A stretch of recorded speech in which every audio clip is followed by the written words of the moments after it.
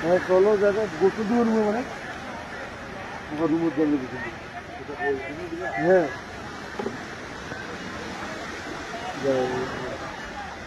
বলবেন নবীন নতুন লোক বুঝিয়ে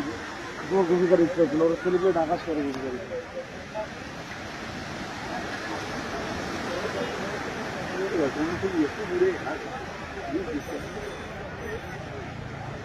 কর্ণগুলি ভালো কর্ণগুলি ভালো টাওয়ার জানা যায় কর্ণগুলি কি পরিমাণ জায়গা উপরে বক্স